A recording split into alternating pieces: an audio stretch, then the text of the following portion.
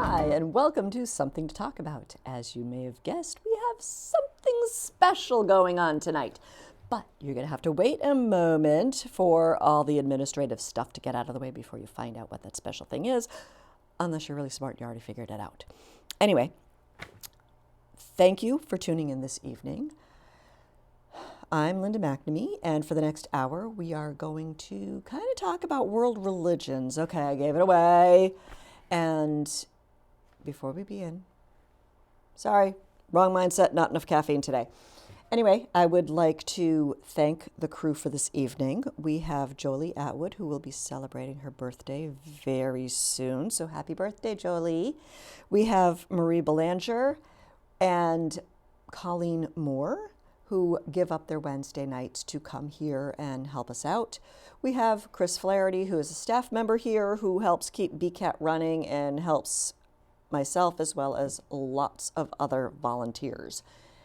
And I also want to thank my husband, Paul, for staying home for Daddy Date Night. Hopefully things are going smoother for you this evening than they have for me this afternoon. If you have a question for our wonderful guest this evening, whom you will meet momentarily, you can always give us a call at 781-270-9199. Or if you have a question later on or a suggestion for a future topic, you can always email me at talk@bcattv.org. Now, I think I have all the administrative stuff out of the way, so now I would like to introduce my wonderful guest. We have Rabbi Susan Abramson, who is the producer and host of Spiritually Speaking. And director. And director. You direct too? Oh, absolutely. Wow, I can't even do that. But you have Rabbi Rocket Power. Mm-hmm. You are the creator, and we already saw her featured. Mm-hmm. So I want to find out more about her. But let's find out a little more about you first. Sure. And first of all, thank you very, very much for having me. And I understand it's a crossover. This is a crossover show, which is, I'm not exactly sure what that is, but it sounds very exciting. Oh, they do it all the time on network. Because we have Spiritually Speaking crossed over onto Something to Talk About. Excellent. So you crossed the producing barrier. Aha. So, okay. A new day.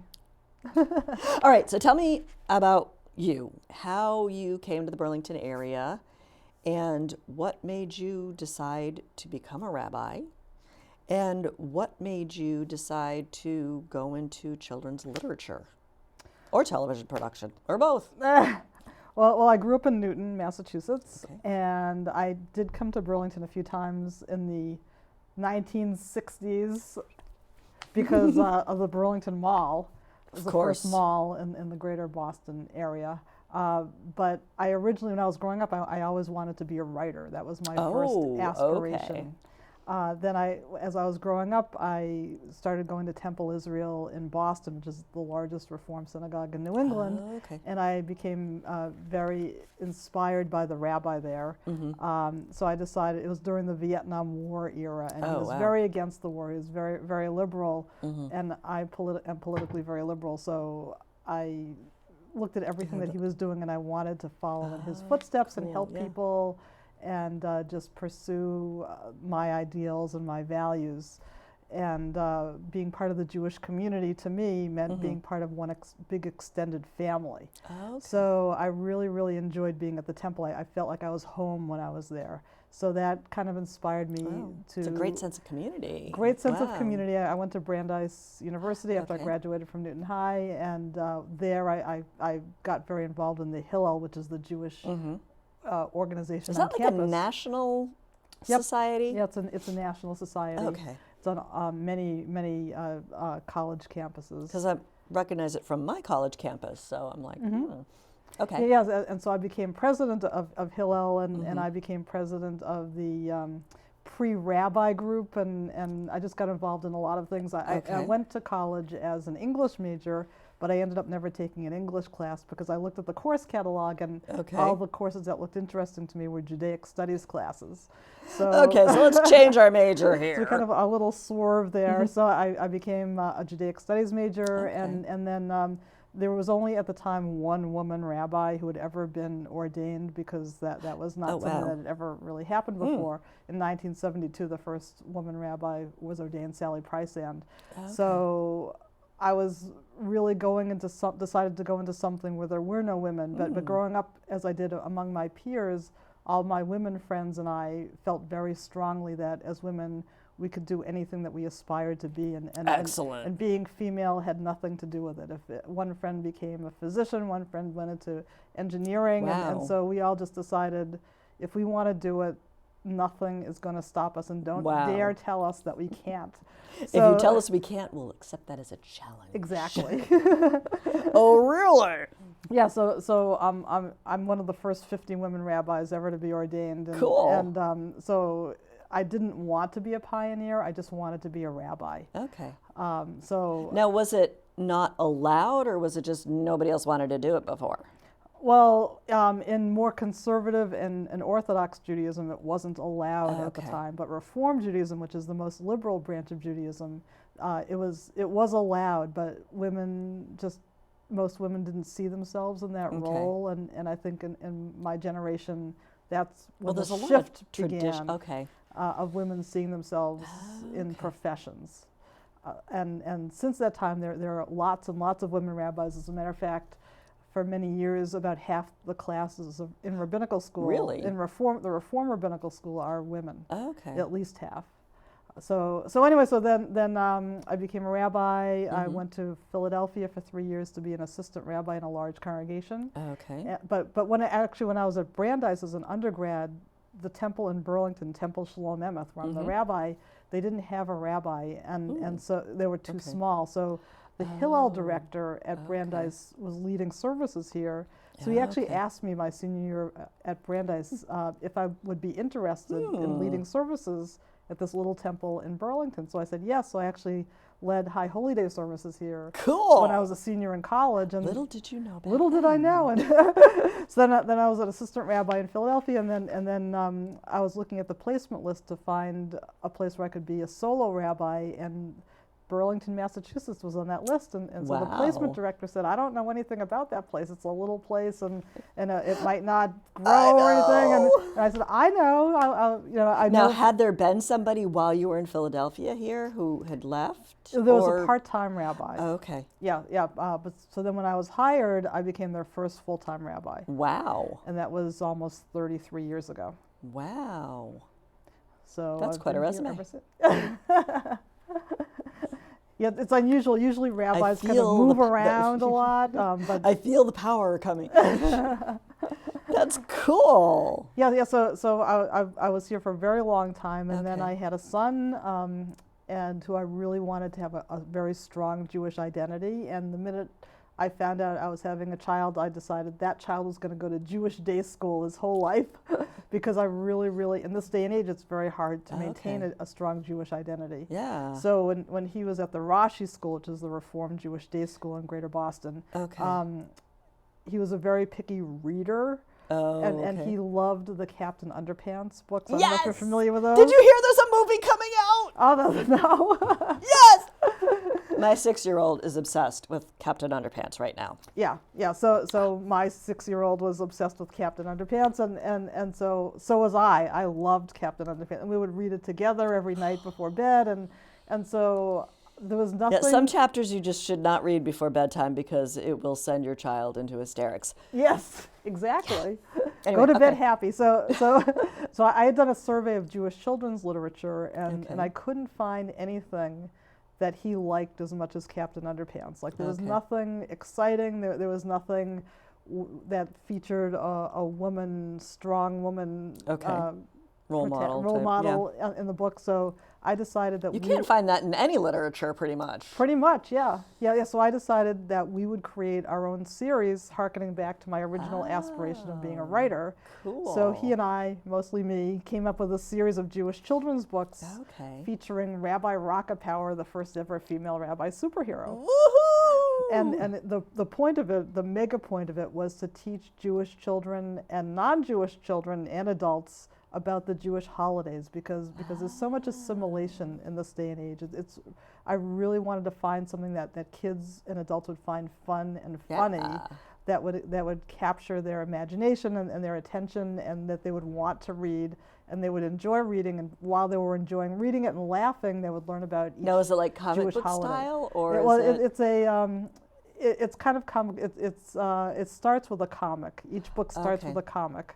It's like a graphic novel a little bit, but then it goes into a story after the introduction. So each one is about a different Jewish holiday. Such as? So the first one was about Hanukkah, which is the most beloved holiday, even though it's a minor holiday in Jewish tradition.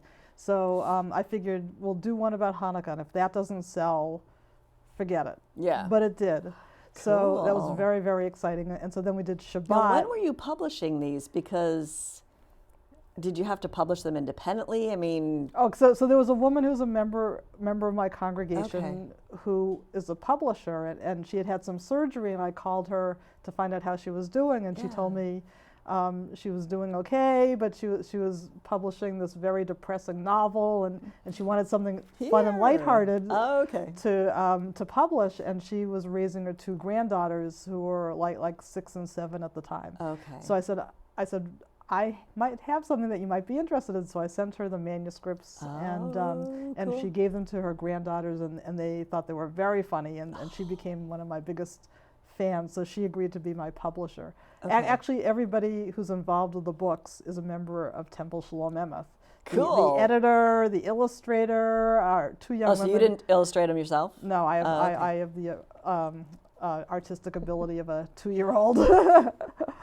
Unfortunately. So did George and Harold and Captain Underpants. No. Yes. They were much better than me. So there's the Hanukkah one. The Hanukkah one, then we decided to do Shabbat next, which is the Jewish Sabbath, which comes every week. So we figured you don't have to wait for a certain time of the year to want to buy the book. Shabbat comes every week. And I put the prequel in there, How Rabbi Rockefeller Got Her Powers, is at the beginning of that book. So that became kind of the first book. And then and that one sold well. So then we did Passover, because that's the next biggest Jewish holiday.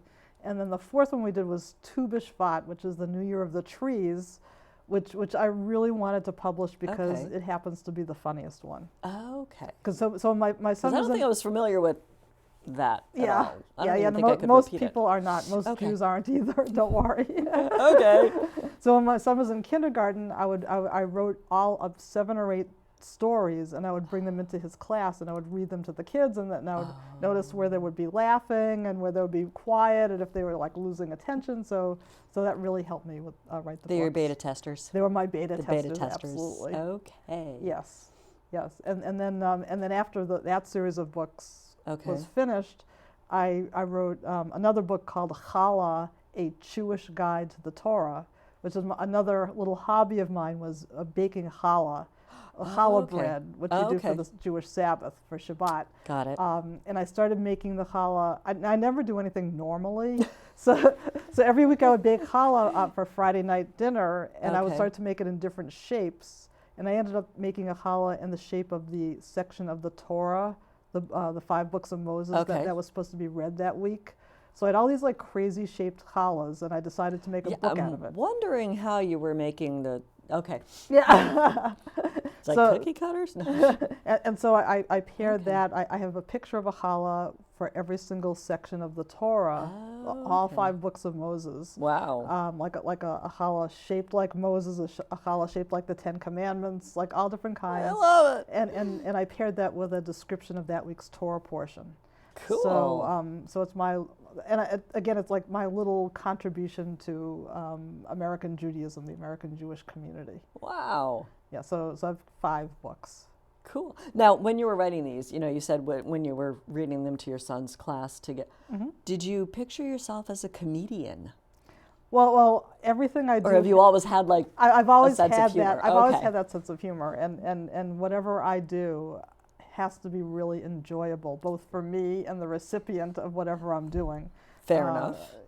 In the creative realm. So, so they're all funny. It has to be, whatever I do has to have some level of humor or interest. Now, You mentioned you already have 5 books out. Mm-hmm. Are you planning a 6th, or are you just kind of...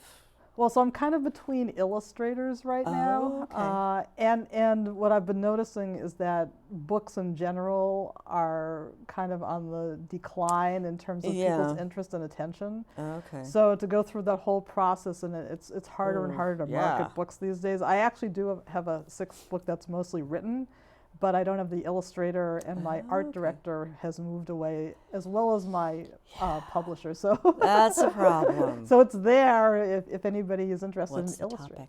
topic? Purim, which is another one of my favorite, perhaps my favorite Jewish holiday.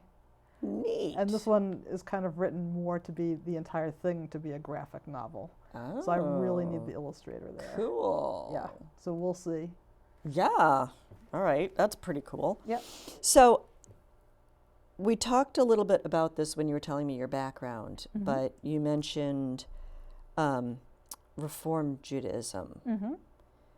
How is that different? Is it just like conservative versus a more liberal approach, or are there other differentiations? Well, the kind of 4 main branches of Judaism. Okay. There are more, but they're like the and 4 Rabbi Rockepower is also Reform. Yes. Okay. Rabbi Rockepower is based on my family. Okay. My family made into superheroes, including my cat.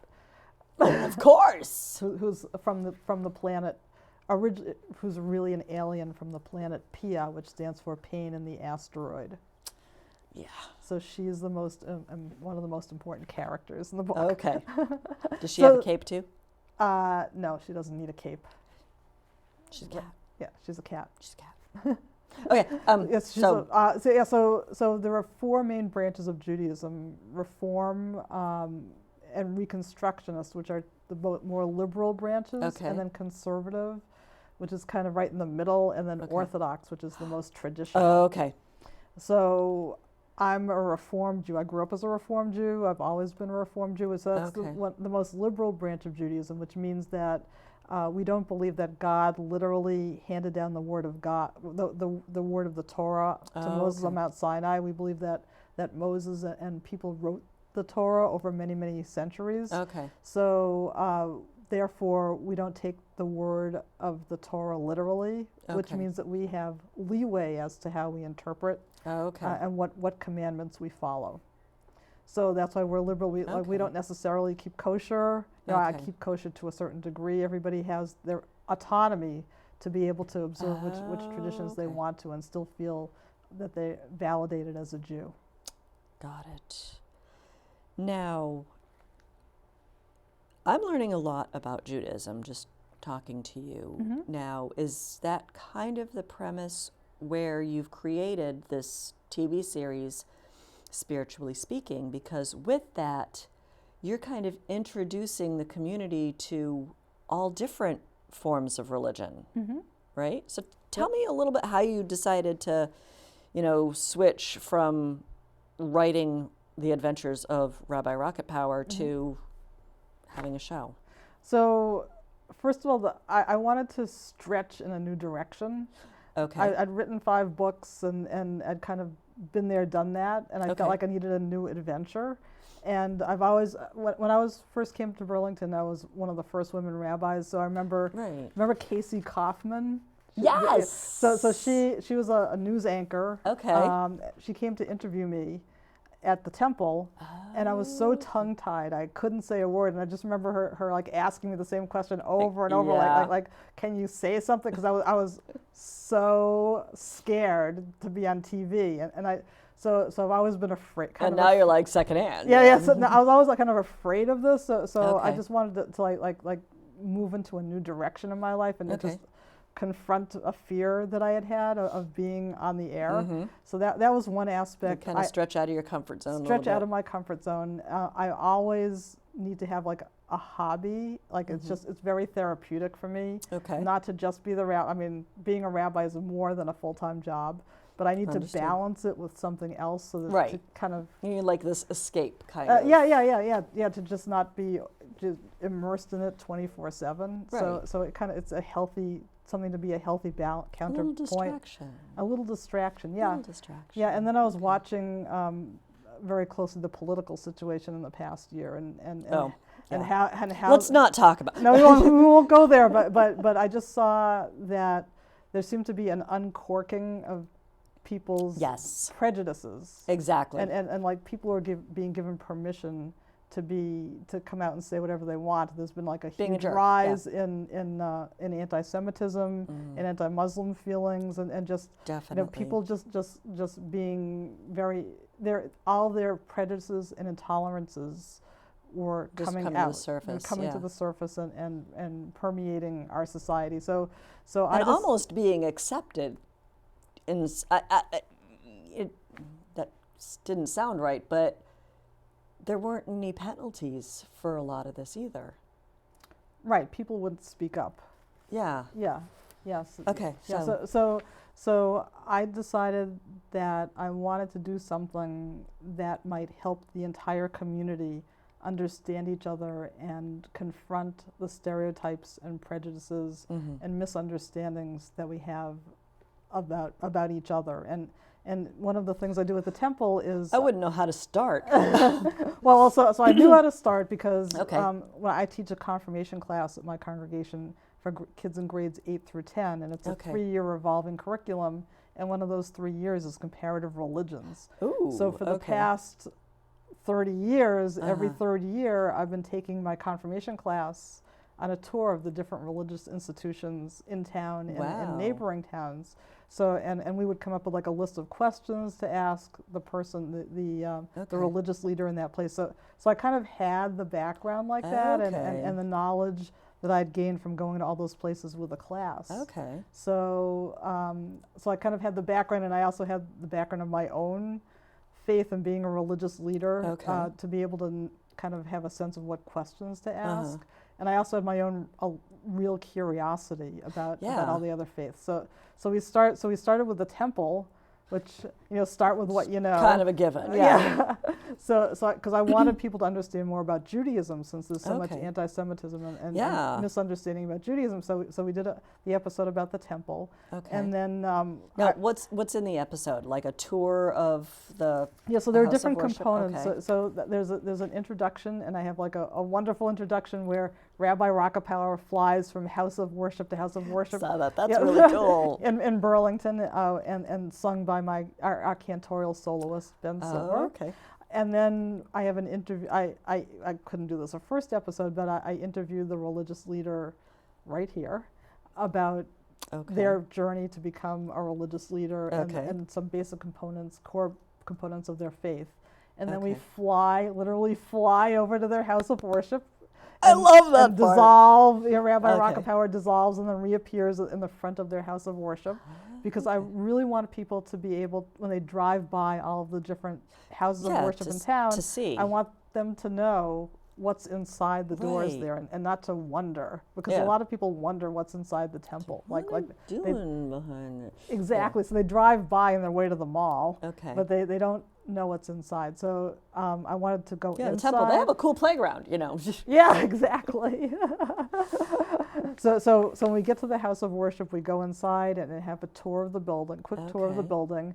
And then I wanted to have as many voices as possible talk about different aspects of their faith, like their traditions, rituals, worship service, core beliefs, holidays. I wanted to get kids involved, because then kids make it more interesting, and music. So all of those are different components, and I wanted just to have very short segments, like boop, boop, boop, boop, boop, to keep people's interest. Yeah, because the attention span is like everything's constantly everybody's the attention moving. span of a gnat. So Goldfish, squirrel. Yeah. So I wanted to hit particularly on the misconceptions that people might have. So I asked each person or the religious leader or somebody there, what misconceptions do people generally have about your faith? Okay. Because I want to get at that to address what people might be thinking and not understanding. Now, were you ever surprised by some of their answers, or? Well, it's been a hugely, hugely gratifying experience for me on so many levels. I've gotten to go to different houses of worship and experience their worship. Yeah. And even just on Lexington Street in Burlington, there are like 5 different houses of worship. And just to think that there's so many different ways of praying that are going on in that one street. Wow. And the second place I really wanted to get to was the Islamic Center, because there's been, all this graffiti there and vandalism, and I really, and so much misunderstanding. I really wanted to go in there and just, and they have a new imam now who's very interested. Is imam like their lead? Like their rabbi, like their religious leader. Yeah. Yeah, so they had just gotten a new imam, young guy, great guy. So I interviewed him, and that was one of my most gratifying episodes, to be able to do that. And it's gotten by far the most views. Really? Yeah, we're up to almost well over 1,500 views. Wow. So what were some of the cool things that you learned about, since we're touching upon politics and the premise of why you're doing the show, what were some of the misconceptions that he was able to change your perception on, I guess? Well, not particularly my perception, but I think a general perception is that Islam is a religion of war and trying to overpower other people, and it's really a religion of peace and welcoming and everything they do, and they believe like they should behave as if they are servants of God. Like all power goes to Allah, goes to God. And just the way that people in the Islamic faith pray and eat and the rituals that they have all show that they're kind of submissive to God's will. And so it's a very, very peaceful faith. Does it also go into like dress, because like the women wear the modesty. And one interesting thing is that the imam doesn't have a car yet. So he's from New York, so he never felt the need to have a car. So I would drive him around. I would drive him here to the studio, and I would drive him back and forth. And I remember on election day, I drove him to the studio here for some element of the program. And I just watched how I was driving slowly down the high school driveway, and I just watched how people were watching me. Totally different than if he had not been in the car, and I couldn't figure it out till afterwards. And we often have our Burlington clergy meetings in a local assisted living facility. And I remember just recently leaving the facility with him and walking with him, and you can clearly identify him as somebody who's Muslim. He wears a special hat and a long robes. So I was listening to people muttering. Because you were still working on the show, so people hadn't learned anything yet. Well, the people there probably hadn't watched the show, but this is so pervasive. They need to. It was so pervasive. People were muttering things under their breath that I couldn't believe, and just like the way they were looking at him.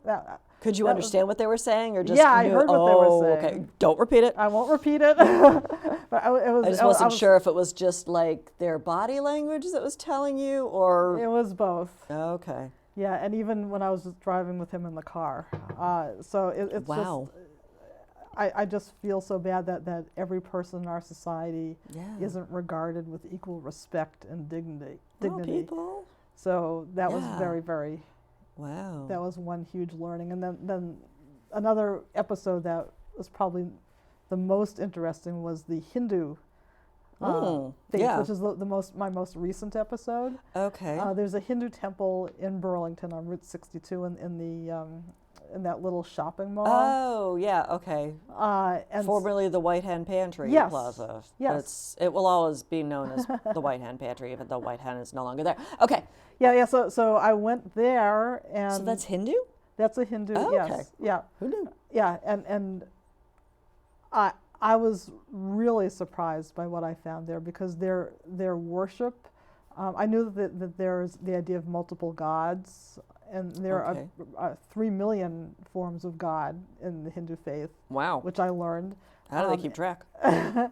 and each temple has their own set of gods, mostly depending on from where they are in India. Okay. But the ritual of how they do their prayer service was so different from anything that I've ever experienced. I was now, do really you actually surprised by record a prayer service? Are you allowed to do that? Yeah, so the Hindu priest was there. Okay. And I interviewed him. You should watch that episode definitely. And so he allowed us to film his. First, he gave us a tour of the temple, which contains many different forms of God, like statues of God, and like some of them look like dolls. So and they're all around the room, and each one symbolizes a different aspect of their faith, different chakra, as I learned. And then he performed this ritual with incense and smoke and waving a candle, and speaking in like a high-pitched voice. So it was that was fascinating. And then another thing I'd always wanted to do was to go to the home of somebody who was Hindu and see their home shrine, because Hindus have their own shrine at home. And I always wanted to see that. So we went there. I went to somebody's house, and they explained the different gods that they had there, and showed us their little home ritual, which is also in the episode. Neat. Yes, that was really, really cool. Now, some houses, like over the front door, have like some ornamentation. Is that a Hindu thing? I don't know. I didn't see that. Right, I don't know. I've just like driven by and. Yeah. So, what are some of the other? How many? I talk. How many episodes have you done so far? I think I'm on my 7th episode. Excellent. So I started with the temple, and then I did St. Margaret's. Okay. Because that was before I knew that the imam was there, and I figured St. Margaret's, the Catholic Church, is by far the largest religious group in Burlington. It was really hard to figure out whether to do St. Margaret's or St. Malachy's, and I still feel guilty that I didn't include St. Malachy's, but maybe we'll get to them too. And then the Islamic Center, and then I did the Mormon church, which isn't actually in Burlington, but there are a lot of. Is that the one in Arlington? Is it Arlington? It's in Belmont. Belmont. There's a temple in Belmont, but Mormons go to the temple, but they also have their own local wards or churches, and there's one in Billerica that I went to. That was fascinating, and I saw their I nearly called it a mikveh, which is the Jewish term, baptismal font where people are fully immersed. Okay. And I did the UCC, the United Church of Christ, right next to the temple. Okay. That's congregational. That's congregational. Okay. Yep. Was that 6? I don't know. Right now I'm right in the middle of Mount Hope Christian Center, which is right across the street from the temple, which is Pentecostal, evangelical, charismatic. Wow. So that's a mouthful. Yeah, and I just had a fascinating interview with 2 of their pastors yesterday, which is I'm really excited to get that episode out. Wow. Yeah. In the meantime, I did a special because we had because you have so much spare time on your hands. So we had a Muslim-Jewish dialogue evening at our synagogue. Yes, I think I saw clips of that here at BCAT. Yeah, and that was such a special evening. I just felt like I wanted to capture that so that other people could see that. We had 60 members of the Muslim community and 60 members of the temple community. Now, was it hosted at the temple? At the temple. Okay. Yep, and we started with a Jewish Shabbat service, Sabbath service in our sanctuary, and then we went to the front hall and had a Muslim prayer service. Then we all went back to the social hall, and we all ate together and got to know each other. Wow. It was an amazing, amazing evening. Now, did you have like traditional foods from both of the religions? Mm-hmm. And that's really neat. Yeah, and so that is captured in this little special that I did. Now, when you decide, I want to focus on this particular house of worship, how do you approach that? Is it a church? How do you approach the house of worship? Yeah, how do you approach them saying, "Hey, look, I want to feature you on the show"? I mean, are they intimidated? Are they welcoming? Are they? Well, I have a little leg up because I'm the chair of the Burlington's Interfaith Clergy Council. So they know you anyway? Almost everybody who I've featured so far is on the Clergy Council, so I already have a relationship with them. Okay. There is one place that did not. Somebody said no? Well, they didn't exactly say no, but they haven't gotten back to me that they want to do it. Okay. Who's not in the Clergy Council. Okay. But everybody else has actually wanted to do it, and there are some people who I haven't gotten to who really want to be featured. Sign me up, sign me up. How many houses of worship are there? How many different religions? Well, those are two questions. How many different religions have houses of worship in Burlington? How many religions have houses? Well, so that's kind of hard to answer like- because there's so many different forms of Christianity. Okay. There are about 16 or 17 houses of worship Okay. in Burlington. Okay. And I went around and took a picture of all of them for the little introduction. For the introduction. Yeah. So. Because I'm thinking like St. Malachy's and St. Margaret's are both Catholic, so Right. technically that's one religion but two houses of Yeah. Yeah, and then so 16, 17 yeah, 16 or 17 houses of worship. Okay. Yeah, but I really want to capture the most unique traditions first, as opposed to a number of different varieties of Christianity which are in town. So there are other faiths who have adherents in town which don't have an actual physical house of worship. So like Bedford has a Buddhist temple and a Unitarian church. So those are two that I would want to reach out to in the very near future. And actually Bill Ricca has a Shiite mosque, which is, there are two major branches of Islam, Sunni and Shiite. And Shiite is a very rare form of Islam in this country. But there is a Shiite mosque there. So I'm really interested in doing that. There's also some Christian scientists around who I'd be interested in. I also want to do one on atheism and people who don't have a house of worship, which may be the majority in town. Now, would you do atheism or agnostic? Yeah, I might combine the two. I don't know, but that one would be much more challenging.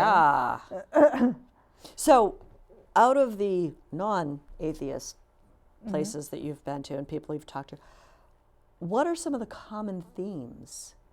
Yeah, so it's really fascinating. Everybody who's immersed in their own religious faith, there's so many similarities. They seem to have like a sense of being at peace, or just like a sense of connection. That is very, very similar. It's hard to articulate, but everybody seems to have like this core feeling of connection and just maybe connection with God, connection with their community, connection. It's hard to describe more than that. And the kids, I could also do a show on just the kids. Because they all also have a good sense of their identity, a good sense of self. They all have boards of directors, except for the Catholic Church. Everybody's got like an overseeing board, which seems to have similar kinds of responsibilities. Everybody feels very fulfilled by the holidays that they observe. Their services are very uplifting. Like, people feel very uplifted by the way in which they pray in their house of worship. There's a lot of interchangeability in these different places. Now, are there, I'm looking at my notes, are there ways that you see that the people who practice these various religions can build on those similarities and kind of bring your mission, make it bigger and into the community a little bit more, so it's not just one person working on it? Yeah, so I think I'm hoping that having all of these episodes out there, it's done a lot for each house of worship that I've been to, because it's helped to bring them out into the community more, and just for them to know that they're more public now. I think gives them a different sense of their relationship to the community. And for example, the Islamic Center just had a women's open house this past weekend, and I think that they're kind of coming out more into the community to just continue the mission of dispelling myths and stereotypes. It was just a remarkable evening. Wow. Yeah, it was just remarkable.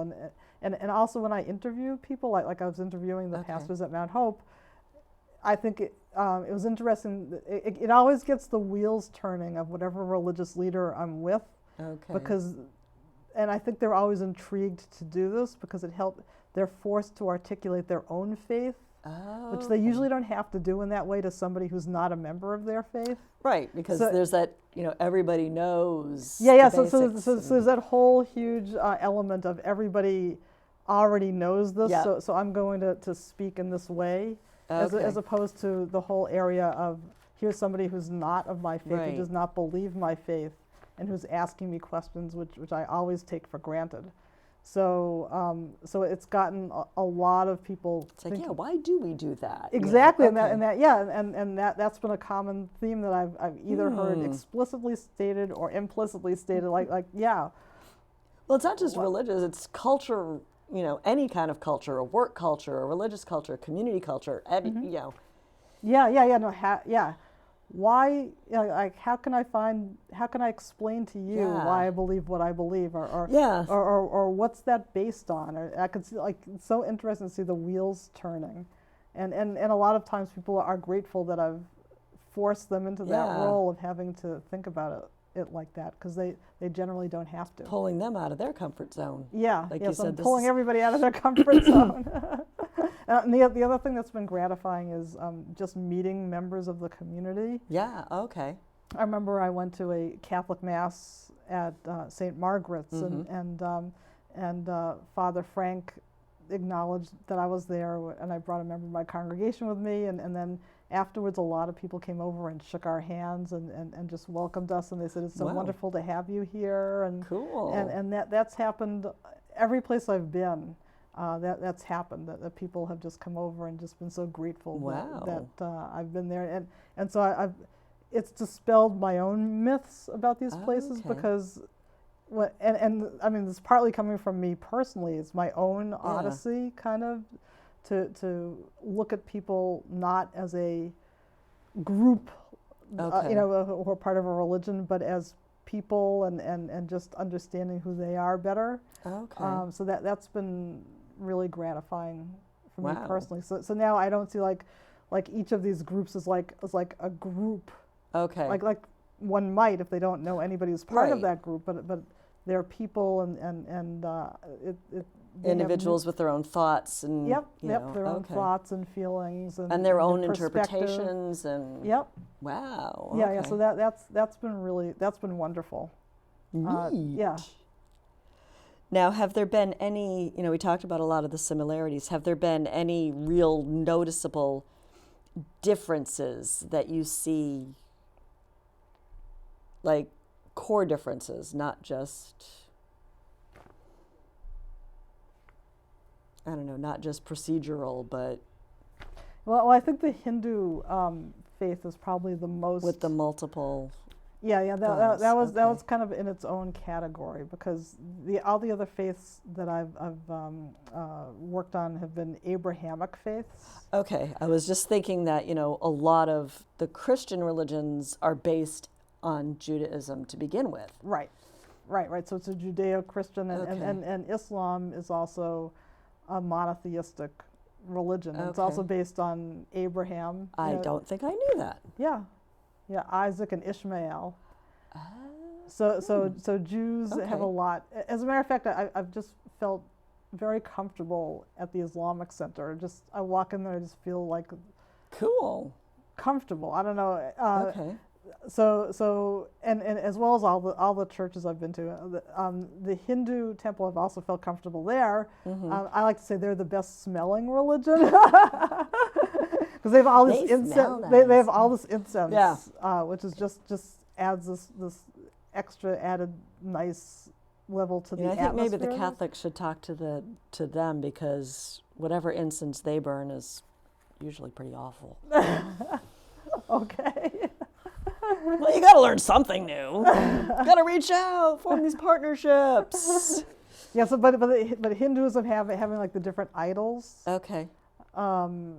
It was just very, very different. Okay. So that was the only faith that, after I learned more about it, I felt that it was more different than I thought it was before I started. Oh, okay. So that still learning. I'm still learning, but learning. That was there was a lot of basic learning there that I hadn't known before. So that was extra interesting, but it was kind of in its own category. Wow. Now, do you see, the show is amazing. The fact that, your mission is to break down the barriers, break down the misunderstandings, and to get everything out in the open. Do you ever see or envision or would like to see some kind of extension of that that's not just a TV show? Yeah, no, I there are all kinds of possibilities. I think that working with the clergy group, we could bring people together, and I think just based on the model that the Islamic Center had of opening their doors, it's like a live TV show, with everybody coming in to the Islamic Center to just immerse themselves in it.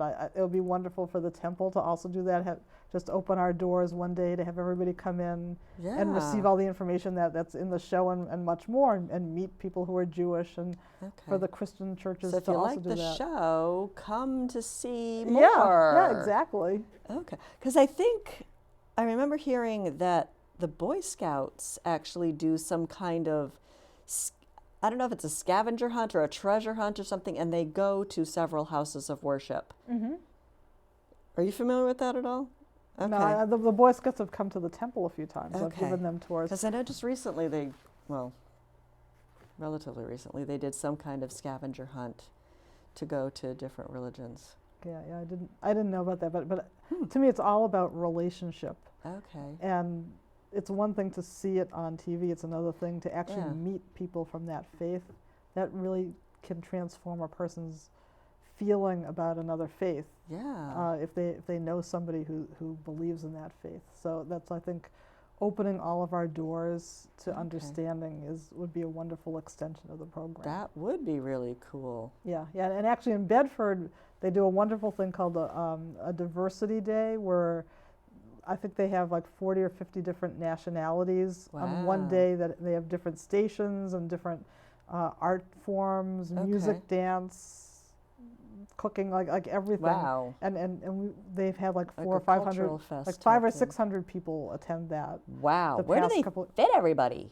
In the high school, and in different rooms. So they expose people to different cultures, and they also have people from the different cultures there, so people can interact with them. Actually, there's a Native American woman in Bedford also who I would love to have on my program. That would be cool. Yeah. Now, again, this is like stemming from the not knowing and the misunderstandings. What religion do most Native Americans practice? Do they have their own religion? Well, I think there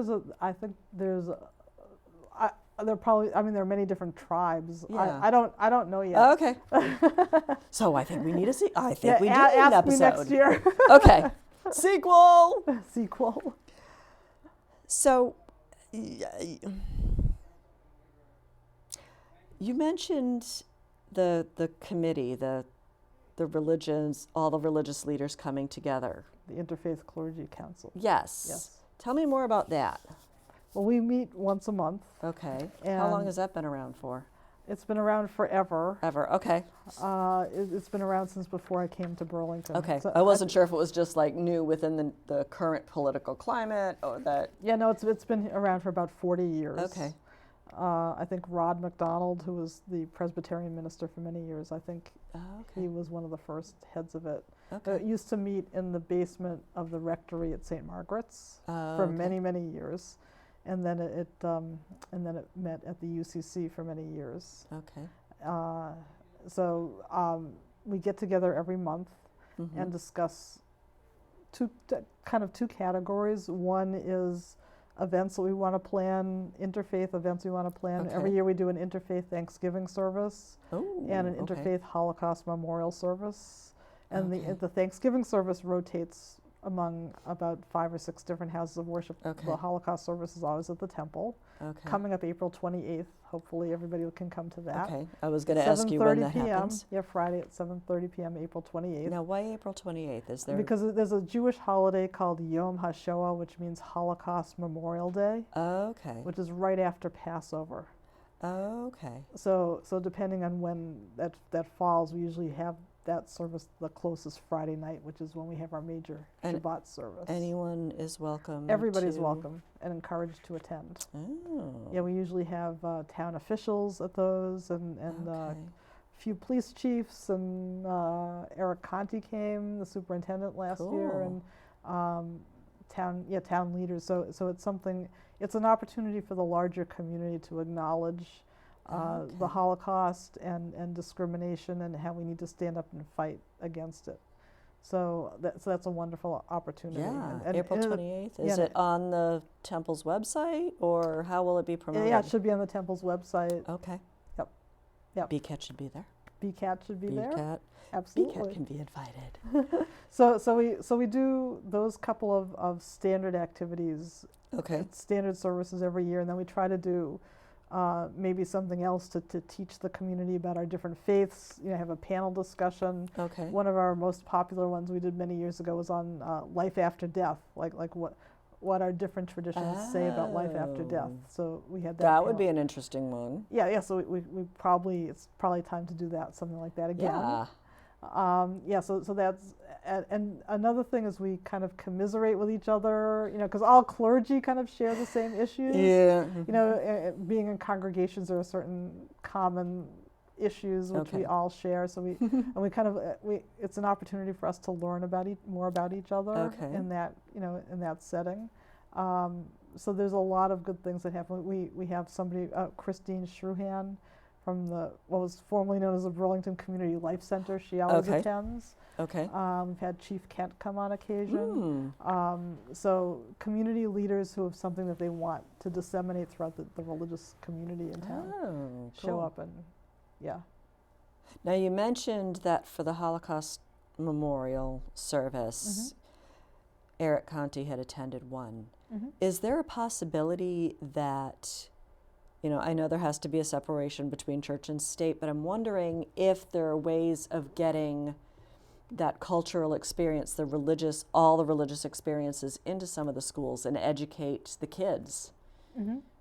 Yeah, no, absolutely. And we, I think we've done this 2 years in a row. We've had a panel discussion from the Clergy Council before school starts, talk to the entire staff of the Burlington school system. Oh, cool. So yes, we've done that twice now at the end of August, beginning of September. Because that's like the staff, and I'm wondering, like, the kids, if the kids, are getting out there and... Yeah, that I not my department. Yeah, not my department. I'm happy to help. That would be cool, because I'm just thinking, cool. I think there's a multicultural, at least one multicultural group, I believe, in the high school. Cool. But yeah. See, my kids are still in elementary school, so I don't know about all this high school stuff. Yeah. I'm a transplant. I have not been in Burlington for 30 years, so I am still learning. Now, we do have a few minutes left, and this isn't really related to the show, but I was actually wondering personally, with Passover and Easter coming, I know Easter is the first Sunday after the first full moon after the vernal equinox. Okay, I know that's a mouthful. But traditionally or historically, or if you study Christianity, Easter came right after Passover started, but the dates don't always line up. So when does Passover start? Well, it's a lunar, according to the lunar calendar. Okay. So this year, Passover starts April 10th, the evening of April 10th. Okay. That's the night of the first Seder. Okay. Because with the whole, Jesus and the Last Supper, and I'm just like, okay, so it's a lunar thing. It's a lunar thing. Yeah, Easter is now a solar thing. So, all right, whatever. Yeah, so I don't understand how Easter. I don't understand the words. It's confusing. I'm so confused. But there's definitely a connection between them, which I'm learning more and more about. So, now with the council, would other, now that you are reaching out to these other houses of worship, and you mentioned not all the houses of worship are on the council, would they be invited to become members of the council, or Yeah, well, how does we that work? want everybody to be on the council Okay. from all of the Are they houses even of aware worship. of the council? Well, there are certain places that we've reached out to numerous times, Okay. which have not reached back. Mm.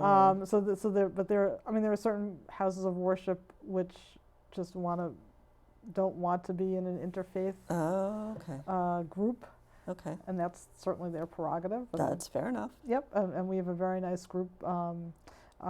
So, yeah, we have somebody from the Mormon temple comes, Okay. and somebody the Catholic priests are there, and Shaquille, the imam, has started Okay. coming, which has been great. And Angela Wells from the UCC comes, and Trina Portillo from the Presbyterian Church, and Brian Pearson from St. Mark's, the Episcopal Okay. Church. That does the pumpkin patch every year. That does the pumpkin patch. Yep. Yeah, so they're all pretty regular Okay. in the group, and a lot of them are new, and some of and a few of them are part time. The group has Okay. there's been a lot of turnover, so okay. but we've gotten to know new faces. Now I'm just also thinking, we only have a minute left or something. Rabbi Rocket Power, she has been flying into, the books were all Jewish holidays. Do you ever see her books expanding into what, spiritually speaking, is trying to accomplish? Well, she's in Spiritually Speaking. Okay. She flies from. But will there from ever place- be a book about, a crossover there? Oh, that's interesting. Could be.